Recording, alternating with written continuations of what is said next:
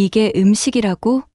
차마 믿을 수가 없어서 저는 눈을 의심하며 자리에 앉았습니다. 한국의 작은 식당에서 제가 마주한 첫 식사는 충격 그 자체였어요. 눈앞에 빨간 무언가는 썩은 배추처럼 보였고 고약한 냄새가 코를 찔렀습니다. 그 냄새는 영국 하수구의 악취를 연상시키는 것이었고 식욕이 싹 사라졌어요. 누가 이런 끔찍한 것을 먹는다는 건지 정말 의문이었고 속으로 한숨을 쉬었죠. 한국인들은 참으로 기이하고 이해할 수 없는 식습관을 가진 것 같았습니다. 안녕하세요.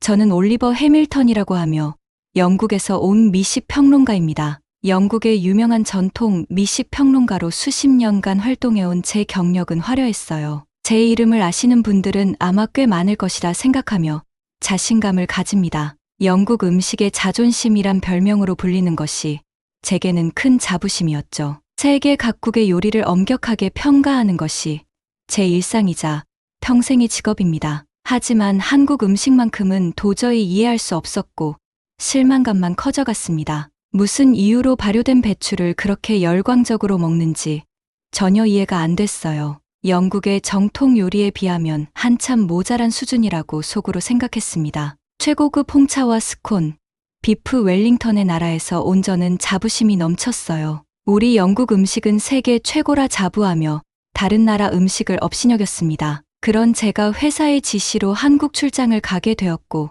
내심 불만이 가득했어요. 런던의 유명한 식품 회사에서 마케팅 이사로 일하고 있는 저는 매우 바빴습니다. 아시아 지역 시장 조사를 위해 6개월간 한국에 파견 근무를 명령받았어요. 처음에는 단호하게 거절했지만 사장의 강력한 지시로 어쩔 수 없었습니다.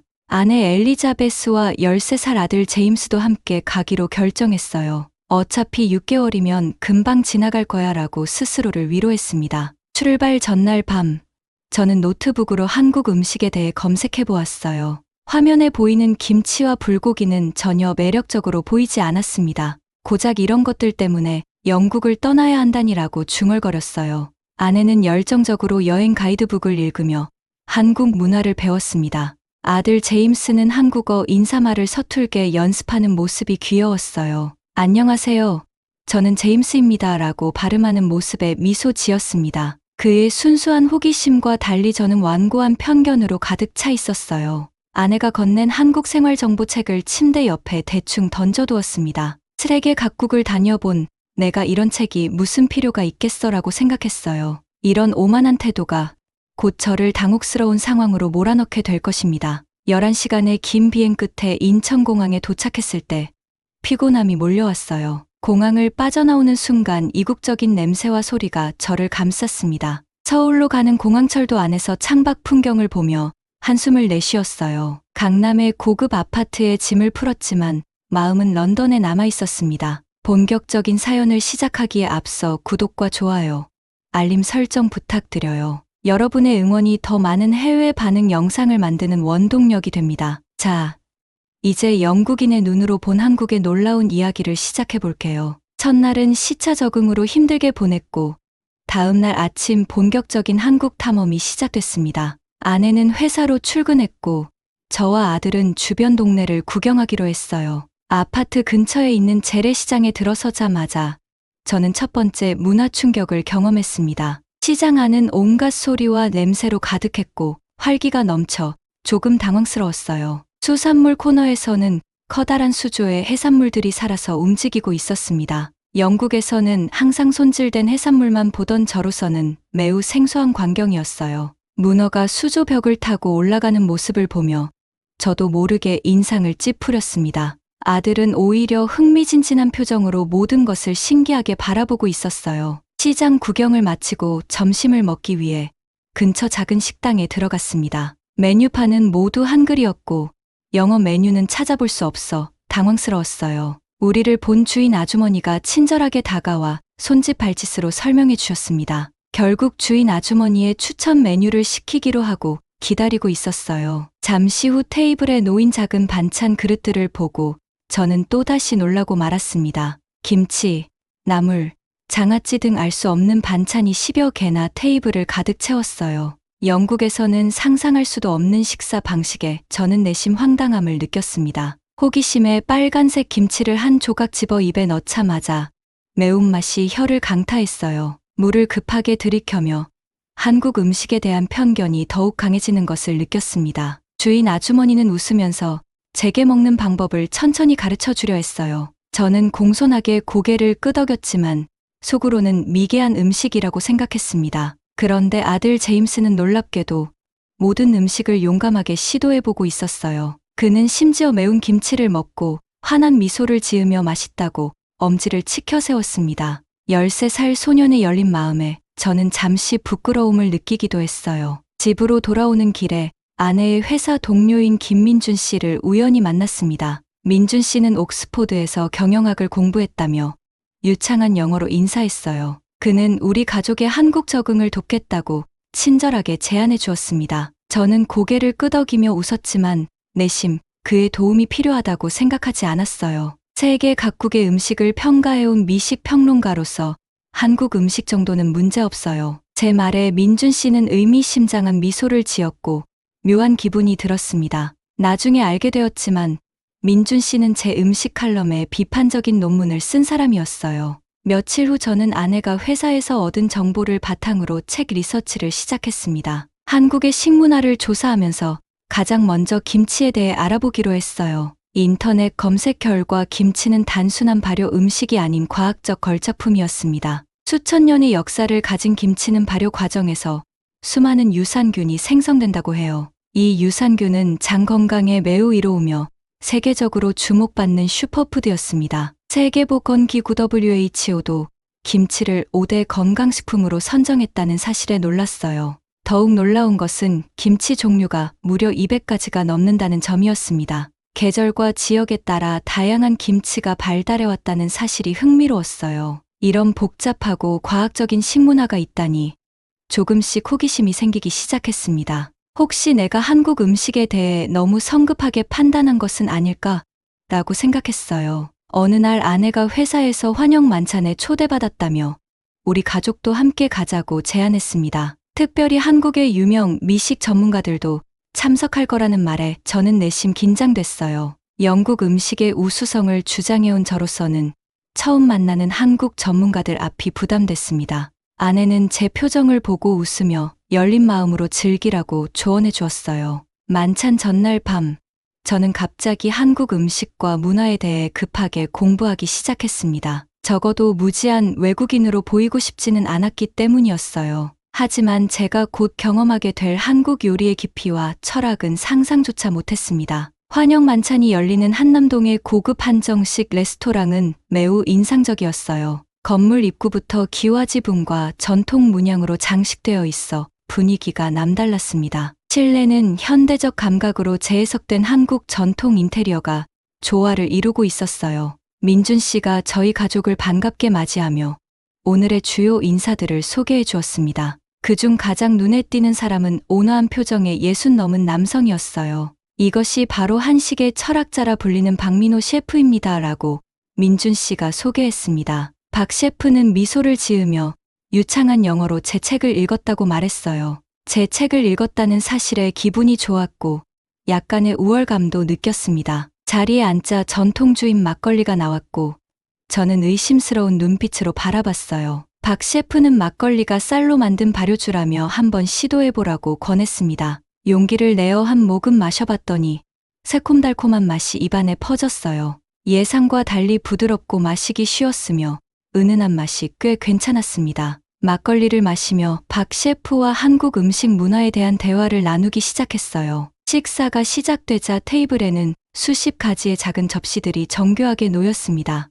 박 셰프는 하나하나 설명해 주셨는데 그의 해박한 지식에 점점 빠져들었어요. 한국 음식의 핵심은 발효와 숙성에 있습니다라는 그의 말이 인상적이었습니다. 저는 영국 요리도 숙성이 중요하다며 스테이크를 예로 들어 의견을 내놓았어요. 박 셰프는 고개를 끄덕이며 한국의 숙성은 발효와 결합하여 깊은 맛을 낸다고 했습니다. 그의 자신감 넘치는 설명에 왠지 반박하고 싶은 마음이 강하게 들었어요. 술이 몇 잔 들어가자 저는 더욱 거침없이 영국 요리의 우수성을 주장했습니다. 진정한 요리는 재료의 원형을 살리는 것이라고 생각합니다라고 제가 말했어요. 제 말에 테이블이 잠시 조용해졌고 불편한 침묵이 흐르는 것을 느꼈습니다. 박 셰프는 차분히 대답했습니다. 흥미로운 관점이네요. 하지만 제 생각은 다릅니다. 그는 진정한 요리는 재료를 변형시켜 새로운 맛을 창조하는 것이라고 설명했어요. 인간의 지혜가 자연에 더해져야 비로소 완성된다는 그의 철학의 생각이 깊어졌습니다. 우리의 대화는 점점 열띤 토론으로 변해갔고 서로의 음식 철학을 나누었어요. 막걸리가 소주로 바뀌고 소주가 위스키로 바뀌는 동안 분위기는 무르익었습니다. 술이 오르자 박 셰프가 웃으며 저를 특별한 곳으로 초대하고 싶다고 했어요. 한국의 발효와 숙성 기술을 직접 보여주겠다는 제안에 호기심이 생겼습니다. 좋아요. 어떤 음식이든 공정하게 평가할 준비가 되어 있습니다라고 대답했어요. 아내가 살짝 제 옆구리를 찔렀고 너무 오만하게 굴지 말라는 신호였습니다. 만찬이 끝나갈 무렵 박 셰프가 마지막 음식을 소개했어요. 이것은 저희 레스토랑의 시그니처 디저트입니다라고 자랑스럽게 말했습니다. 쌀가루를 발효시켜 만든 떡에 꿀을 발라 구운 것이라고 설명했어요. 한 입 베어 물자 부드러운 식감과 은은한 단맛이 입안에 퍼졌습니다. 술 기운이 돌았는지 저도 모르게 솔직한 감상이 튀어나왔어요.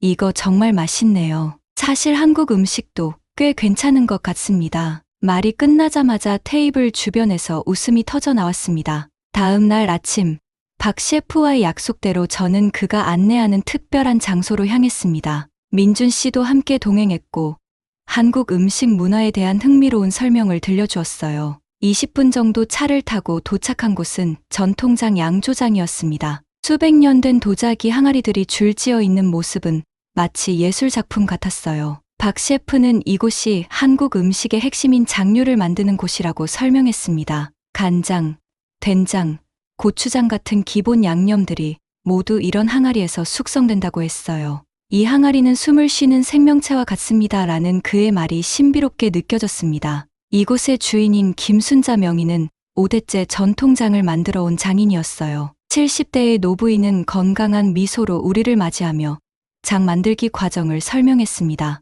태양과 바람, 미생물이 만들어내는 자연의 마술과 같다는 그녀의 설명이 인상적이었어요. 특히 놀라웠던 것은 장류의 발효 과정에 과학적 정확성이 요구된다는 점이었습니다. 온도와 습도를 정확히 조절하며 자연의 힘을 빌려 깊은 맛을 이끌어낸다고 했어요. 명인이 꺼내준 3년 숙성된 된장을 맛보았을 때 저는 충격에 가까운 감동을 느꼈습니다. 입안에 퍼지는 깊고 풍부한 감칠맛은 전에 경험해보지 못한 것이었어요. 영국의 어떤 치즈보다도 복합적이고 깊은 맛이 저를 완전히 사로잡았습니다. 박 셰프가 준비해온 다양한 전통 음식들과 함께 장의 맛을 음미하는 시간이 이어졌어요. 김명희는 장이 좋아야 음식이 좋고 음식이 좋아야 사람이 좋다고 말했습니다.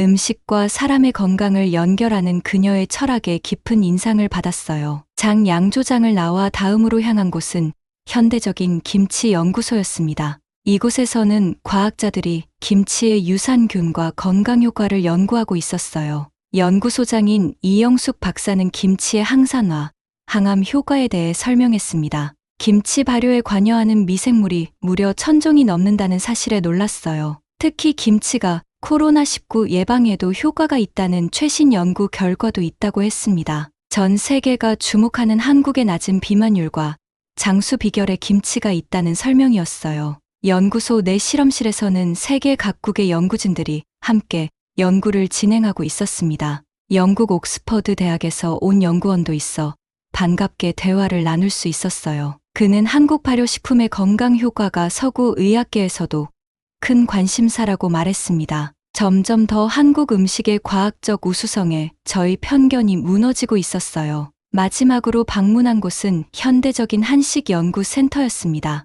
이곳에서는 전통 한식의 맛을 유지하면서 세계인의 입맛에 맞게 발전시키고 있었어요. 한식 세계화 프로젝트를 이끌고 있는 정성훈 셰프를 만나게 되었습니다. 그는 미국 CIA에서 수학한 실력파 셰프였어요. 정 셰프는 한식이 건강식으로 전 세계에서 주목받고 있다고 자신있게 말했습니다. 낮은 칼로리, 다양한 식재료, 발효식품의 건강 효과가 주요 이유라고 설명했어요. 한식은 이미 미국 CNN이 선정한 세계에서 가장 건강한 음식 1위라는 사실도 알게 되었습니다. 나는 부끄러움을 느끼며 한국 음식에 대한 무지했던 편견을 반성하기 시작했어요. 하루 종일의 여정을 마치고 집으로 돌아오는 차 안에서 많은 생각이 머릿속을 스쳤습니다. 영국 음식이 세계 최고라고 확신했던 제 믿음이 완전히 흔들리고 있었어요. 문득 아들 제임스가 처음부터 한국 음식에 열린 마음을 가졌던 것이 떠올랐습니다. 어쩌면 아이들이 어른보다 더 현명한 것인지도 모르겠다는 생각이 들었어요. 집에 도착해 아내와 아들에게 오늘 경험한 놀라운 발견들을 흥분되어 이야기했습니다. 아내는 미소를 지으며 당신이 마음을 열기 시작했네요 라고 말했어요. 그 후로 저는 한국 음식에 대한 진지한 연구를 시작했고 매일 새로운 발견에 놀라웠습니다. 아들 제임스와 함께 한국의 다양한 식당들을 방문하며 맛의 세계를 탐험했어요. 특히 놀라웠던 것은 한국의 뛰어난 식품 안전 기준과 철저한 위생 관리였습니다. 영국의 식품 안전 시스템보다 훨씬 체계적이고 투명한 관리 방식에 감탄했어요. 모든 음식점이 의무적으로 받아야 하는 식품위생등급제가 매우 인상적이었습니다. 각 식당의 위생 상태를 누구나 앱으로 확인할 수 있는 시스템이 부러웠어요. 또한 한국의 배달 문화는 영국에서는 상상할 수 없을 정도로 발달해 있었습니다. 어떤 음식이든 30분 이내에 집 앞까지 배달된다는 사실이 믿기지 않았어요. 한국의 음식 배달 앱을 처음 사용했을 때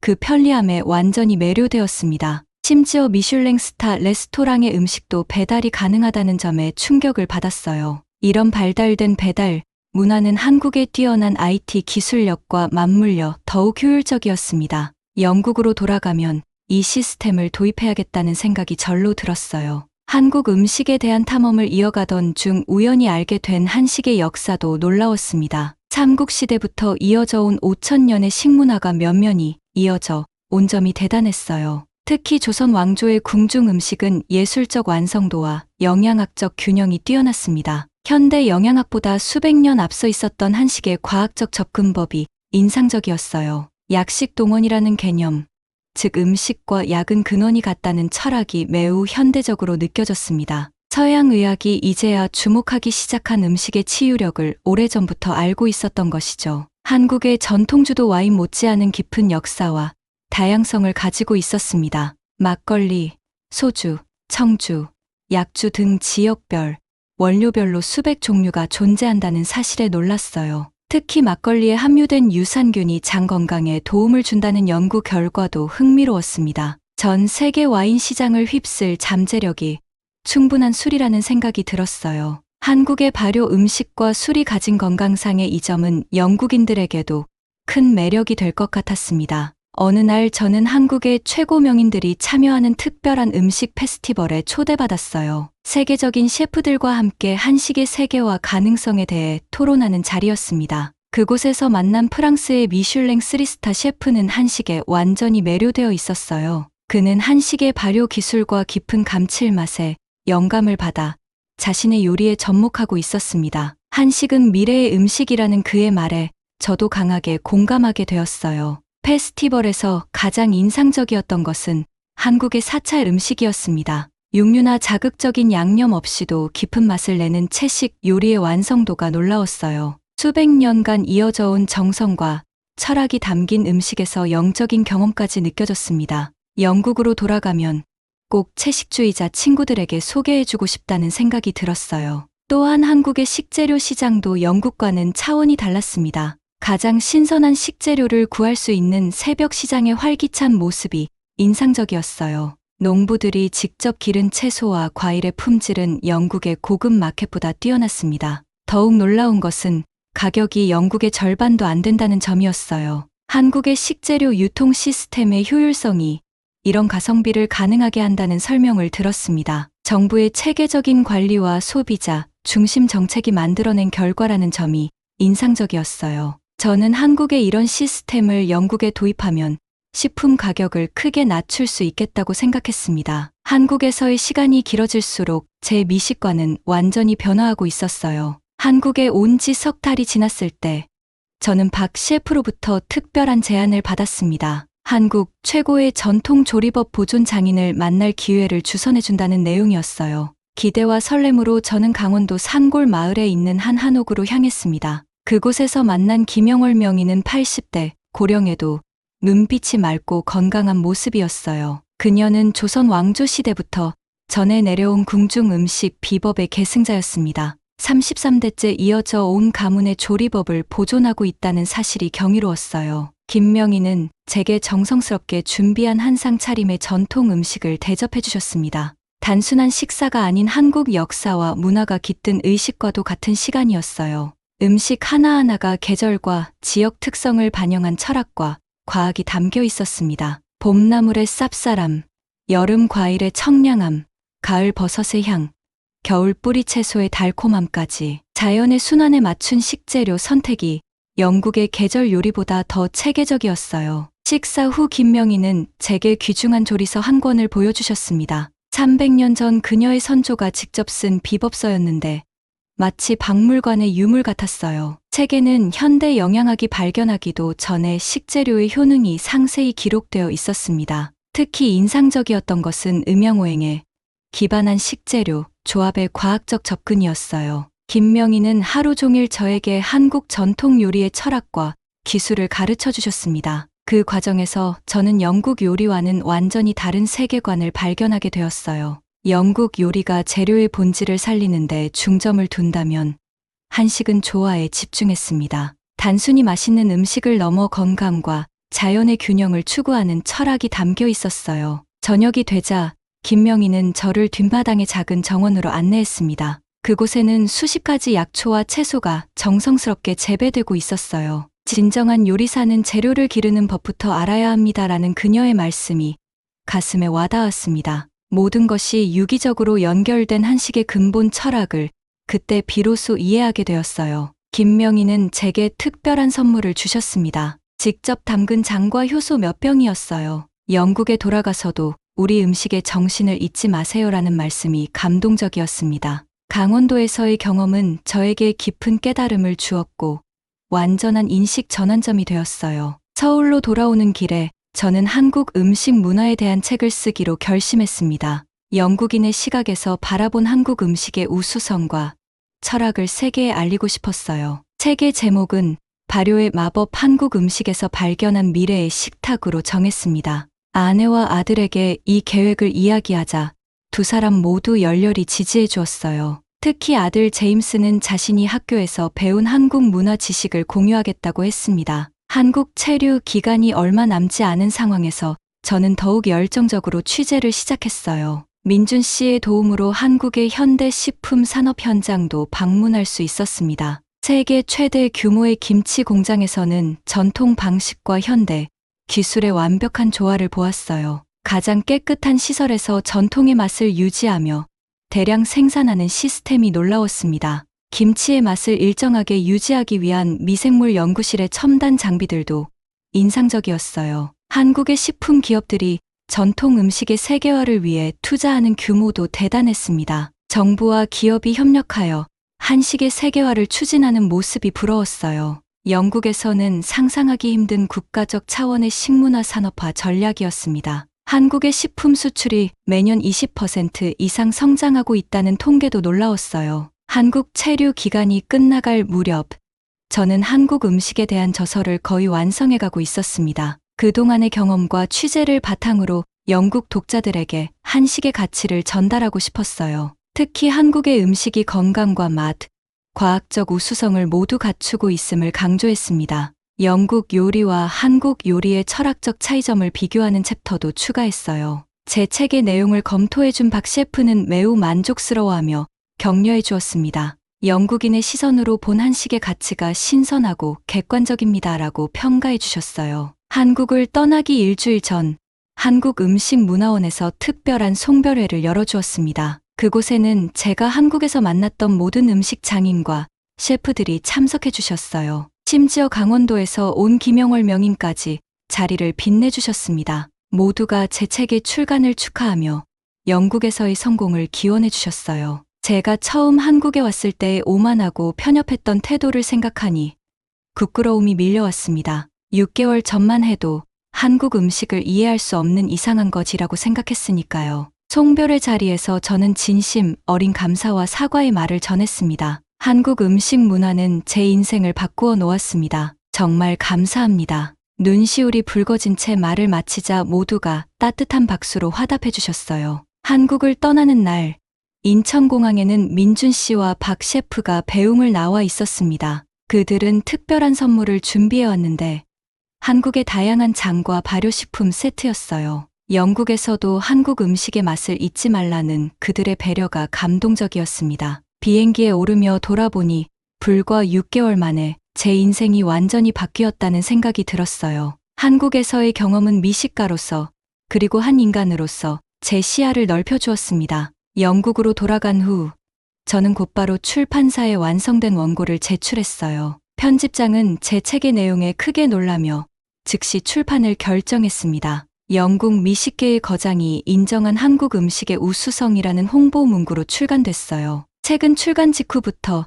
영국 미식계에 큰 파장을 일으켰습니다. 올리버 해밀턴이 한국 음식에 완전히 매료되다라는 헤드라인이 신문을 장식했어요. 많은 비평가들이 제 책을 통해 한국 음식에 관심을 갖기 시작했습니다. BBC와 ITV에서 연이어 인터뷰 요청이 들어왔고 한식을 소개하는 기회를 가졌어요. 특히 한국의 발효식품이 장 건강에 미치는 영향에 대한 내용이 큰 관심을 받았습니다. 영국 내 건강식품 트렌드와 맞물려 김치와 된장이 슈퍼푸드로 주목받기 시작했어요. 런던의 유명 백화점 푸드홀에는 한국 식품 코너가 새롭게 마련되었습니다. 제 책에서 소개한 한국의 장인들이 만든 제품이 프리미엄 가격에 판매되기 시작했어요. 심지어 영국 왕실 셰프도 한국 발효식품을 활용한 퓨전 요리를 선보이기도 했습니다. 저는 런던 중심가에 발효의 마법이라는 이름의 한식 레스토랑을 오픈했어요. 한국에서 배운 전통 레시피와 영국 식재료를 결합한 퓨전 음식을 선보였습니다. 김영월 명인의 비법으로 만든 장류와 김치가 레스토랑의 시그니처가 되었어요. 오픈 첫날부터 예약이 꽉 차고 영국 미식가들의 극찬이 이어졌습니다. 미슐랭 가이드 평가단이 방문했고 첫 해에 바로 미슐랭 1스타를 획득했어요. 영국인 셰프가 운영하는 가장 정통적인 한식당이라는 평가를 받았습니다. 더욱 놀라운 변화는 영국 학교 급식 시스템에 한국 음식이 도입된 것이었어요. 제가 영국의 한국 음식을 소개한 지 1년이 지난 지금 놀라운 변화들이 일어나고 있습니다. 영국 전역의 슈퍼마켓에서 김치와 고추장이 베스트셀러 식품이 되었어요. 한국식 발효식품의 건강상 이점이 알려지면서 웰빙 트렌드의 중심이 되었습니다. 저희 두 번째 책 한국의 비밀 세계 최고 장수국의 식탁도 곧 출간될 예정이에요. 더욱 기쁜 소식은 영국 공영방송 BBC에서 제가 진행하는 한식 소개 프로그램이 시작된다는 것입니다. 올리버의 한국 식탁이라는 프로그램으로 영국 시청자들에게 한식의 매력을 전파하게 되었어요. 이 프로그램의 첫 촬영을 위해 다시 한국을 방문했을 때 감회가 남달랐습니다. 1년 전 편견 가득한 눈으로 바라보았던 그 나라가 이제는 제 인생의 터닝포인트가 되었으니까요. 특히 기쁜 일은 아들 제임스가 옥스퍼드 대학에서 한국학을 전공하기로 결정한 것이었습니다. 한국에서의 경험이 그에게도 큰 영향을 미쳤다는 증거였어요. 아내 엘리자베스는 영국 한국 식품 교류협회의 이사로 활동하기 시작했습니다. 우리 가족 모두에게 한국은 이제 제2의 고향과도 같은 특별한 나라가 되었어요. 저는 매년 한국을 방문하며 음식 문화의 발전을 지켜보고 새로운 트렌드를 연구하고 있습니다. 특히 김영월 명인과는 깊은 친분을 유지하며 그녀의 지혜를 계속해서 배우고 있어요. 최근에는 영국 왕실 만찬에 한식이 포함되는 역사적인 순간도 있었습니다. 제가 컨설팅한 비빔밥과 갈비가 왕실 만찬에서 큰 호평을 받았다는 소식이 전해졌어요. 더 놀라운 것은 한국 정부로부터 한식 세계화에 기여한 공로로 문화훈장을 받게 된 것입니다. 서울에서 열린 시상식에서 저는 감격의 눈물을 흘리며 감사 인사를 전했어요. 저를 변화시켜 준 한국 음식 문화에 진심으로 감사드립니다 라고 말했습니다. 이제 저는 한국과 영국의 음식 문화 교류를 위한 다리 역할을 자처하고 있어요. 양국의 셰프들이 서로의 기술과 철학을 배울 수 있는 교환 프로그램도 시작했습니다. 영국의 젊은 요리사들이 한국에서 발효 기술을 배우고 돌아오는 모습이 자랑스러웠어요. 돌이켜보면 처음 한국에 왔을 때 저는 얼마나 무지하고 오만했던지 모릅니다. 영국 음식만이 최고라는 편협한 생각으로 다른 문화의 가치를 인정하지 않았던 것이 부끄러워요. 한국에서의 6개월은 저희 세계관을 완전히 바꾸어 놓았습니다. 음식은 단순한 먹거리가 아니라 문화이자 과학이며 철학이라는 깨달음을 얻었어요. 특히 한국의 발효 문화에서 발견한 지혜는 서구 사회가 잃어버린 소중한 가치였습니다. 정제된 음식에 익숙해진 현대인들에게 자연과의 조화를 가르쳐주는 소중한 유산이었어요. 이제 저는 확신합니다. 한국 음식은 단순한 트렌드가 아닌 미래의 식문화를 선도할 것입니다. 건강과 맛, 지속 가능성을 모두 갖춘 한식은 세계인의 식탁을 더 풍요롭게 만들 것이에요. 제 인생에서 가장 값진 경험을 선물해준 한국에 다시 한번 감사드립니다. 여러분, 오늘 제 이야기가 마음에 드셨다면 좋아요와 구독 부탁드려요. 더 많은 외국인들의 한국 문화 체험 이야기를 전해드리겠습니다. 다음 편에서는 독일 공학자가 본 한국의 첨단 기술 이야기를 준비할 예정이에요. 여러분의 의견도 댓글로 남겨주시면 적극 반영하겠습니다. 앞으로도 쭉 국뽕 채널 구독해주시고 알림 설정 꼭 해주세요.